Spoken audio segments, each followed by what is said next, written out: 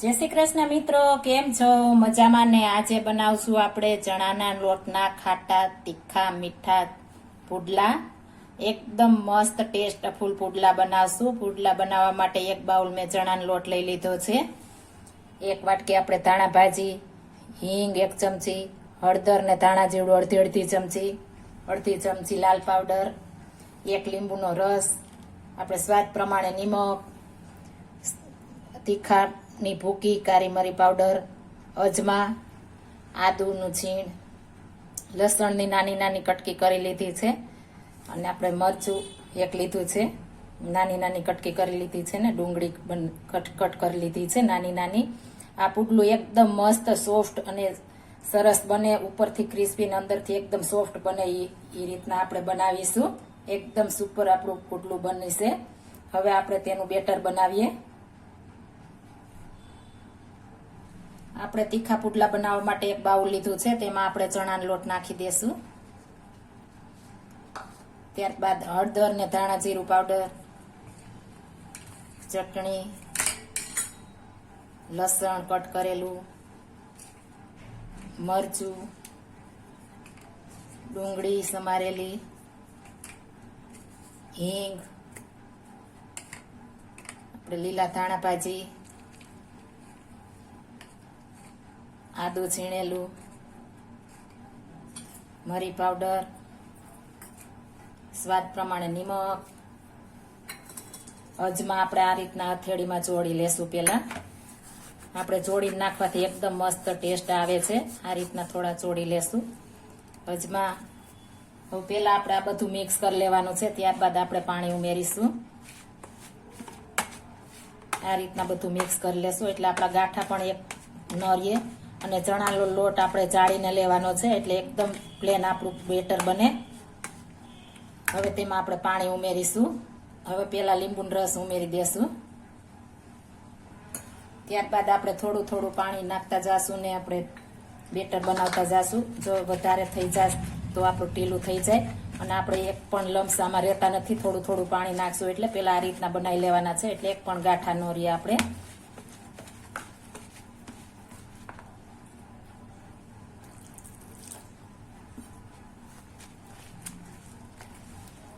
આ રીતના આપણે બધું પેલા મિક્સ કરી લેશું સરસ મજાનું. આ તીખો પુડલો ખાવાની એકદમ મજા આવે છે.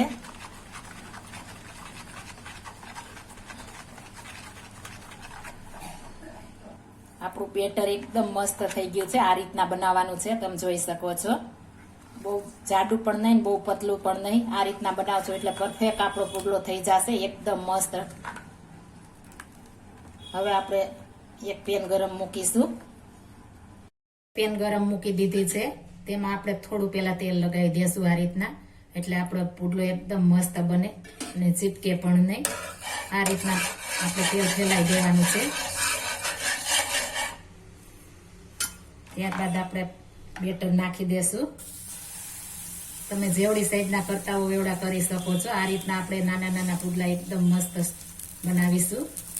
આની થિકનેસ આ રીતના રાખવાની છે, બહુ જાડીએ નહીં બહુ પાતળીએ નહીં, એ રીતના રાખવાની છે. એકદમ મસ્ત આપણું પુડલું થઈ ગયું છે.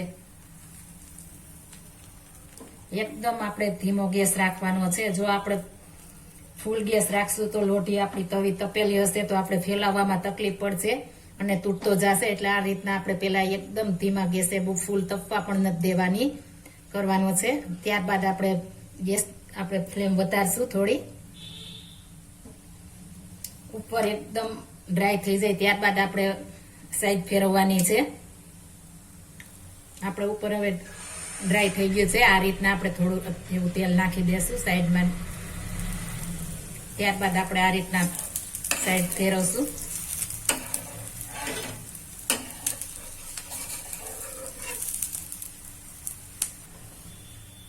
આ રીતના આપણે સાઈડ ફેરવી દઈશું.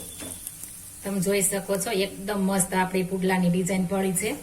અને આ રીતના દાબીને આપણે શેકવાનો છે. આપણો સ્ટવ હવે ધીમો કરી નાખવાનો છે એટલે ઉપરથી એકદમ ક્રિસ્પી થશે અને અંદરથી એકદમ સોફ્ટ થશે. આ નાના મોટાને બધાને એકદમ ભાવે છે. આપણે સોસ સાથે, ચટણી સાથે, ચા સાથે, આપણે બ્રેકફાસ્ટમાં પણ ચાલે છે. આ એકદમ સુપર ફાસ્ટ બને છે આ રીતના આપણે થોડું થોડું દાબીને કરશું એટલે એકદમ મસ્ત થશે.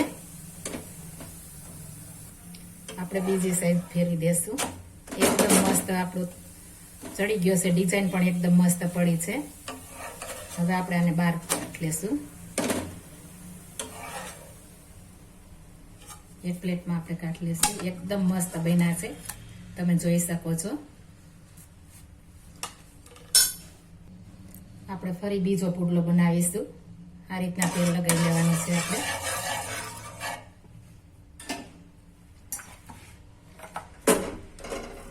આ રીતના બધે ફેલાવી દેવાનું છે આપણે તેલ.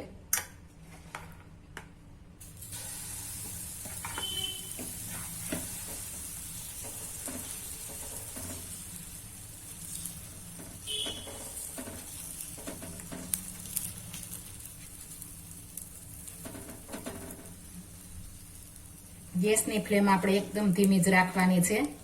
આપણે ફેલાવાઈ જાય ત્યારબાદ જ આપણે ફ્લેમ થોડી વધારવાની છે, ત્યાં સુધી વધારવાની નથી. ઉપર થોડું ડ્રાય થાય ત્યારબાદ આપણે એને સાઈડ ફેરવશું. આ પુડલો આપણે 2 થી 3 મિનિટ માટે આપણે ધીમે ગેસે રાખશું એક સાઈડ, એટલે એકદમ મસ્ત થઈ જશે. જો તમે ફટાફટ ઉથલાવશો, આપણે સાઈડ ફેરવશો તો તમારો પુડલો તૂટી જશે ને મસ્ત નહીં બને. એટલે આપણે 2 થી 3 મિનિટ ધીમા ગેસે આપણે રહેવા દેશું એટલે એકદમ મસ્ત આપણો પુડલો થઈ જશે. હવે આપણે ડ્રાય થઈ ગઈ છે એકદમ ઉપર, એટલે આ રીતના થોડું આપણે તેલ નાખીશું. ત્યારબાદ આપણે સાઈડ ફેરવી લેશું. તમે જોઈ શકો છો એકદમ મસ્ત આપણો પુડલો બની ગયો છે. તમે એમ લાગે તેલ ઓછું છે તો આ રીતના તમે ઉપરથી પણ લગાવી શકો છો. આ ઉનાળામાં જેમ ઓછું તેલ હોય એમ આપણે ખાવાની વસ્તુ મજા આવે છે. આ પુડલા ઉનાળામાં આપણે ખાવાની મજા આવે છે. આપણે 1 ચમચી પણ તેલ જોતું નથી, એટલે આપણે ઉનાળામાં ખાવાની એકદમ મજા આવે છે. આ રીતના આપણે થોડું થોડું પ્રેશર કરીશું એટલે એકદમ મસ્ત આપણું ક્રિસ્પી થશે ઉપરથી ને અંદરથી એકદમ સોફ્ટ થશે.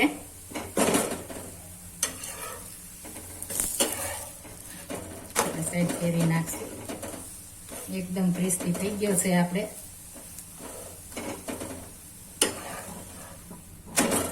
તમે જોઈ શકો છો આપણા પુડલા તૈયાર છે. આ રીતના આપણે બધા બનાવી લેશું. આપણા પુડલા એકદમ મસ્ત મજાના બનીને તૈયાર થઈ ગયા છે. આપણે સોસ સાથે સર્વ કરીશું. એકદમ સોફ્ટ બને છે, તમે જોઈ શકો છો. એકદમ મસ્ત સોફ્ટ બને છે. ખાવાની પણ ઉનાળામાં આપણે મજા આવે છે. હવે આપણે સોસ સાથે સર્વ કરીશું. જો આ મારી રેસીપી પસંદ આવી હોય તો મારી ચેનલ લાઈક, શેર અને સબસ્ક્રાઇબ કરી દેજો. ફરી મળીશું નવી રેસીપી લઈને. જય શ્રી કૃષ્ણ.